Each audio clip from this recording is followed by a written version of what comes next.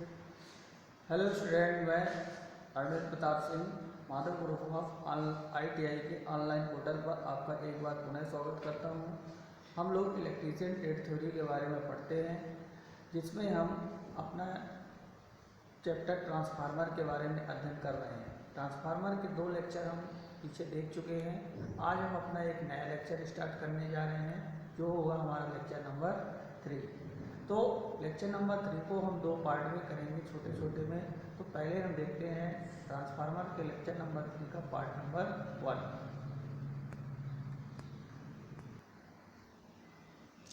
तो ट्रांसफार्मर में हम आज देखते हैं ट्रांसफार्मर के ऑपरेशन। तो ट्रांसफार्मर में 2 तरह के ऑपरेशन होते हैं। एक होता है हम जब ट्रांसफार्मर की सेकेंडरी पे किसी तरह का कोई लोड कनेक्ट ना करें, उस स्थिति में क्या कहेंगे हम कि ट्रांसफार्मर हमारा नो लोड की अवस्था में है।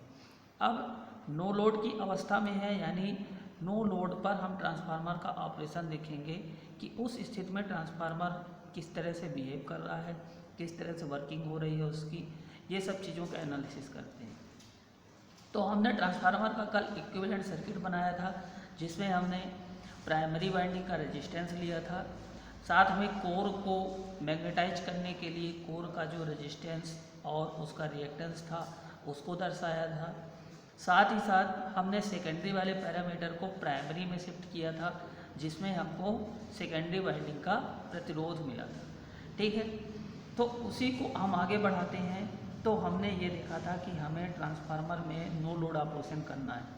नो लोड ऑपरेशन के लिए हम ट्रांसफार्मर की जो सेकेंडरी वाइंडिंग है उसको हम क्या करेंगे, उसमें किसी तरह का लोड कनेक्ट नहीं करेंगे, यानी उसको हम खुला रखेंगे।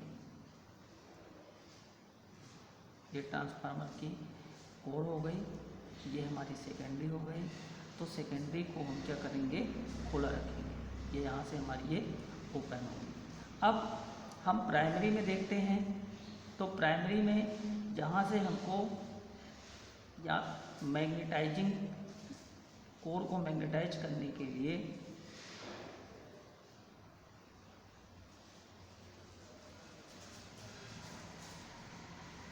ये दिखाना पड़ता है।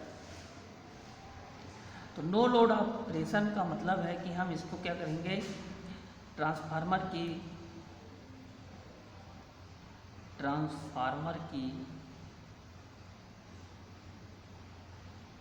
द्वितीयक को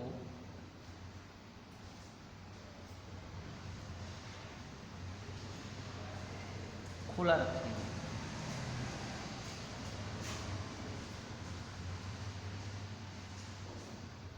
ठीक, क्या करेंगे, ट्रांसफार्मर के द्वितीयक को खुला रखेंगे। अब जब ट्रांसफार्मर के द्वितीयक को खुला रखेंगे तो इसमें जो बहने वाली धारा हमारी I2 थी वो क्या हो जाएगी, 0 हो जाएगी, क्योंकि लोड ही नहीं है कनेक्ट, तो धारा प्रवाह नहीं होगा।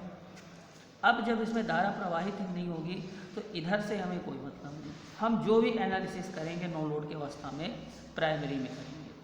तो जब हम प्राइमरी को AC सोर्स से सप्लाई देंगे तो यहाँ से हमारा प्राइमरी वोल्टेज प्रवाहित होगा। इस प्राइमरी वोल्टेज की वजह से यहाँ से धारा, प्राइमरी धारा आएगी, और ये प्राइमरी धारा ही हमारी क्या करेगी, कोर को मैग्नेटाइज करेगी। कोर को क्या करेगी, मैग्नेटाइज करेगी। अब इस समय कोर को मैग्नेटाइज करने के लिए जिस धारा की आवश्यकता होगी वो धारा ही हमारी क्या कहलाएगी, नो लोड करंट I0। अब ये I0 हमारी 2 भाग में बढ़ती है। एक होती है हमारी IW, वर्किंग कंपोनेंट होता है, और एक होती है हमारी क्या, IF। ठीक है, साथ ही साथ ये हमारा रेजिस्टेंस है RW, और ये हमारा होता है XM, रिएक्टेंस। तो ये जो नो लोड करंट होती है, ये नो लोड करंट 2 कामों के लिए उपयोगी होती है। क्या, एक तो कोर को चुंबकित करती है, कोर को चुंबकित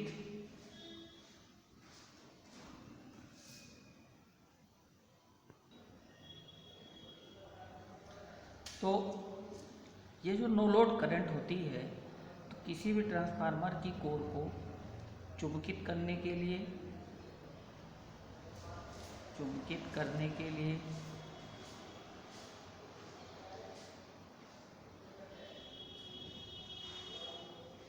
और दूसरा काम जो होता है कि ट्रांसफार्मर में जो आयरन लॉस होते हैं, लौह हानियाँ होती हैं, जिन्हें हम स्थिर हानियाँ भी कहते हैं, उन हानियों के लिए यही करंट जिम्मेदार होती है। क्या कहा हमने कि लौह हानियों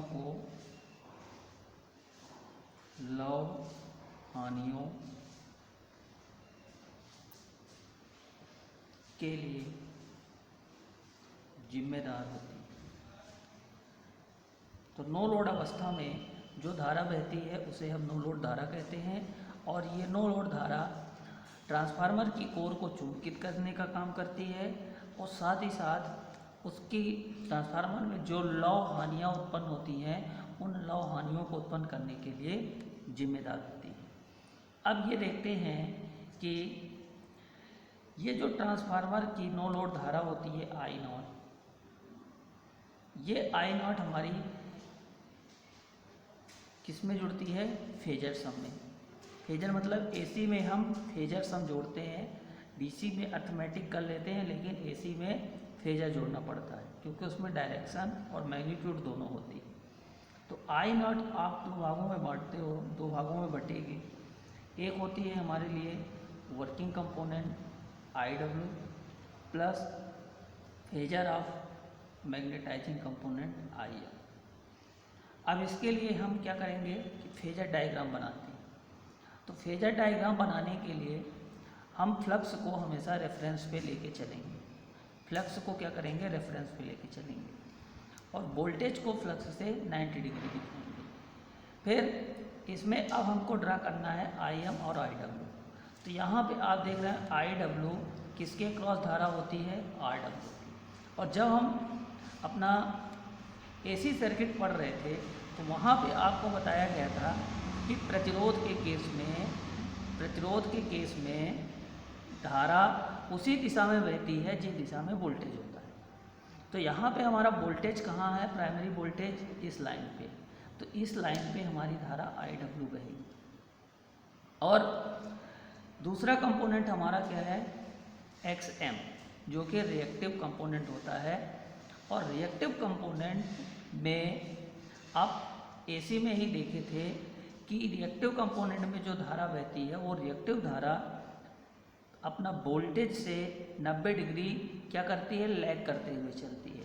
तो वोल्टेज यहाँ है तो वोल्टेज से 90 डिग्री यानी फ्लक्स की दिशा में हमारी यहाँ पे आई एम होगी। अब इन दोनों का फेजर बनाते हैं।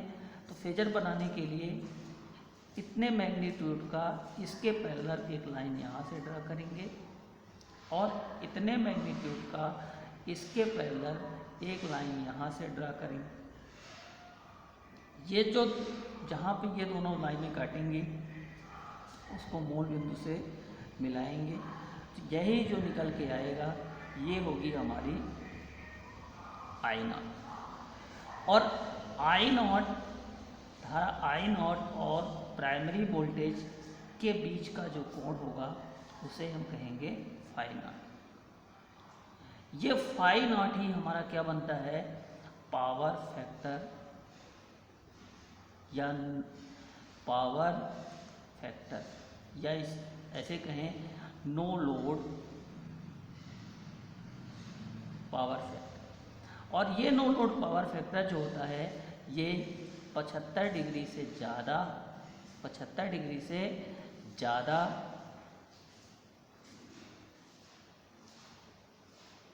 और 90 डिग्री से कम होता है। यानी इसकी जो वैल्यू होगी वो कितनी होगी? 75 से 90 डिग्री के बीच में होती है। ठीक है, इतनी बात समझ में आई। क्या कहा कि जो आई नॉट थी वो आई नॉट दो भागों में बटी। एक होती है वर्किंग कंपोनेंट और एक होता है मैग्नेटाइजिंग कंपोनेंट, जो कि कोर को मैग्नेटाइज करने के काम आता है। और एक होता है हमारा वर्किंग कंपोनेंट जो कि लॉस के लिए जिम्मेदार होता है। तो यहाँ पे ट्रांसफार्मर एसी में काम करता है, इसलिए एसी में हम इसका क्या करेंगे? फेजर सम करेंगे। फेजर सम करने के लिए हमने एक रेफरेंस लाइन में फाई एम दिखाया और वर्टिकल लाइन में वीपी दिखाया। जब हम एसी सर्किट पढ़ रहे थे तो वहाँ पे ये कहा था कि जो रजिस्टर होता है, रजिस्टर के क्रॉस में जो धारा होती है वो वोल्टेज के इन फेस होती है, और रिएक्टर के क्रॉस जो धारा होती है वो वोल्टेज से 90 डिग्री लैग करके बनाती है। वोल्टेज यहाँ है तो यहाँ पे वर्किंग कंपोनेंट IW और इससे 90 डिग्री पे आई। अब इसका फेजर खींचा तो यहाँ से हमें मिला I0, और I0 और प्राइमरी वोल्टेज के बीच का जो एंगल बनता है उसे हम बोलते हैं no load power factor angle, और ये एंगल हमेशा 75 डिग्री से बड़ा और 90 डिग्री से कम होता है।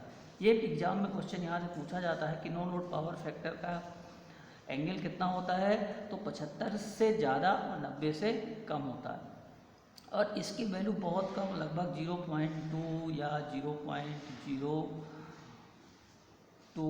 कुछ इस हिसाब से चलती है। ठीक है, अब आते हैं हम यहाँ से फाई के दो कंपोनेंट होते हैं। फाई के दो कंपोनेंट, एक क्या बनेगा, जिसके साथ एंगल बनता है वो कॉस के साथ जाता है, और जिसके साथ एंगल नहीं बनता वो साइन के साथ जाता है। तो यहाँ पे हम I0 cos फाई यहाँ बनाएंगे और I0 sin फाई यहाँ पे बनाएंगे। तो IM बराबर क्या हो जाएगा, I0 sin फाई नॉट, और IW बराबर I0 cos फाई नॉट।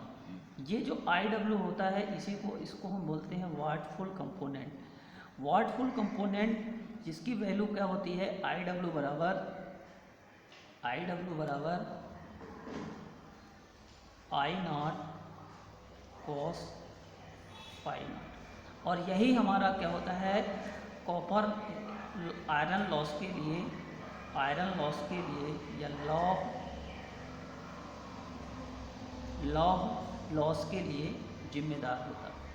ठीक है, दूसरा जो होता है हमारा क्या, IM बराबर I0 साइन थीटा नॉट, जिसको हम कहते हैं मैग्नेटाइजिंग कंपोनेंट। ठीक है, और ये मैग्नेटाइजिंग कंपोनेंट क्या करता है, कोर को चुंबकित करने के लिए जिम्मेदार होता है। ठीक, एक चीज़ हम और यहाँ देखते हैं कि जो प्राइमरी में इंड्यूस्ड वोल्टेज VP होगा और सेकेंडरी में इंड्यूस्ड वोल्टेज प्रेरित वोल्टेज ES होगा, दोनों कहाँ होते हैं, समान फेस में होते हैं। ठीक है, लेकिन जो प्राइमरी इंड्यूस्ड वोल्टेज है वो प्राइमरी अप्लाइड वोल्टेज के लगभग बराबर लेकिन अपोजिट हो।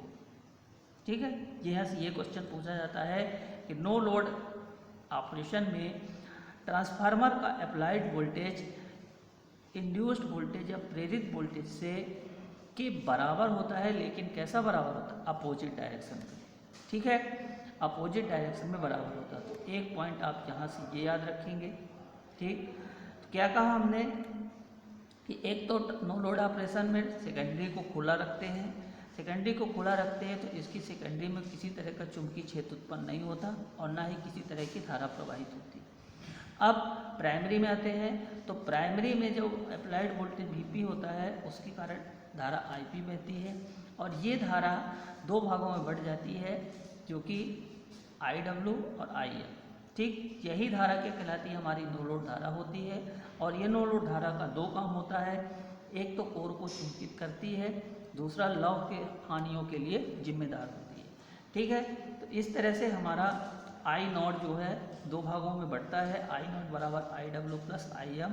IW I0 cos phi naught wattful component है, लॉस के लिए जिम्मेदार होता है, और IM I0 sine theta naught बराबर मैग्नेटाइजिंग कंपोनेंट है, जो कि कोर को चुंबकित करने के काम आता है। अब हम अगर यहाँ से नो लोड पावर लिखना चाहें तो नो लोड पावर क्या लिखेंगे, P0 बराबर primary voltage VP plus no load current I और cos फाई नॉट। तो ये हमारी क्या हो जाती है, नो लोड पावर, किसमें, वाट में। ठीक है, जहाँ पे क्या होगा, P0 VP बराबर प्राथमिक आरोपित वोल्टेज, फिर I0 नो लोड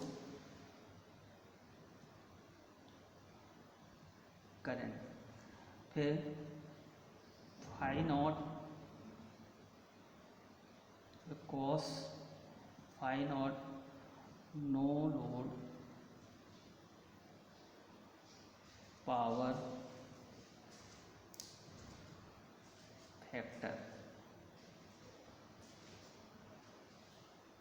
ठीक, तो ये हुआ हमारा नो लोड कंपोनेंट।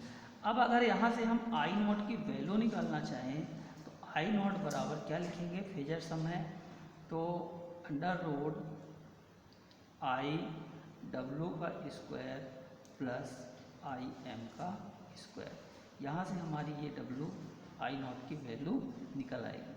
ठीक है, इस फार्मूले से। तो ये था हमारा पार्ट 1 जिसमें हमने ट्रांसफार्मर का नो लोड ऑपरेशन देखा। ठीक है, अब हम इस पार्ट 2 में आप फुल लोड ऑपरेशन, ट्रांसफार्मर का फुल लोड ऑपरेशन देखेंगे। तो इस वीडियो को हम यहीं पे एंड करते हैं। इसके बाद हम शुरू करेंगे पार्ट नंबर 2। तो